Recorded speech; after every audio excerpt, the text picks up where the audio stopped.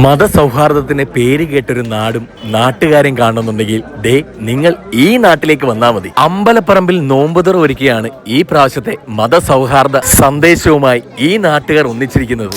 പണ്ടൊക്കെ ആണെങ്കിൽ ഇതൊന്നും ഇങ്ങനെ ആരെയും ബോധ്യപ്പെടുത്തേണ്ട കാര്യങ്ങളല്ല. പക്ഷേ ഇപ്പോഴത്തെ ഒരു കാലഘട്ടത്തിൽ നമ്മുടെ സൗഹാർദ്ദവും പരസ്പര സ്നേഹവും വിശ്വാസവും ഒക്കെ പരസ്പര വിശ്വാസമെല്ലാം എല്ലാവരെയും ബോധ്യപ്പെടുത്തേണ്ട ഒരു കാലഘട്ടത്തിൽ കൂടെ തന്നെയാണ് പോയിക്കൊണ്ടിരിക്കുന്നത്.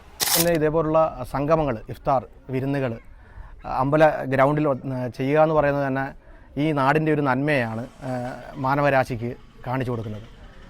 ഈ നന്മയാണ് ഞങ്ങളുടെ ഈ നാടിനെയും ഞങ്ങളെയും മുന്നോട്ട് നയിക്കുന്നതും അടുത്ത തലമുറയ്ക്ക് ഞങ്ങൾക്ക് പകർന്നു കൊടുക്കാനുള്ളതും ഈ ഒരു നന്മ മാത്രമാണ്. അപ്പോൾ സ്നേഹം കൊണ്ട് മാത്രം നമുക്ക് പടുത്തുയർത്താം ഈ സൗഹൃദം. എല്ലാവർക്കും ഇഫ്താർ വിരുന്നിൻ്റെ ആശംസകൾ നേർന്നുകൊള്ളും. ഇന്ന് സൗഹാർദ്ദവും സ്നേഹവും സന്തോഷവും കരുണയെല്ലാം അസ്തമിച്ചുകൊണ്ടിരിക്കുന്ന ഒരു യുഗത്തിലാണ് നാം എല്ലാവരും ജീവിക്കുന്നത്.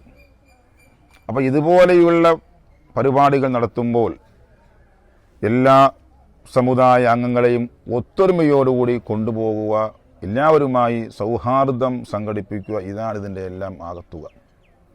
എന്നാലും വളരെ ശ്ലാഘനീയമായ ഒരു പരിപാടിയാണ് ഇവിടുത്തെ ഈ ക്ഷേത്ര കമ്മിറ്റി സംഘടിപ്പിച്ചിട്ടുള്ള ഇഫ്താർ.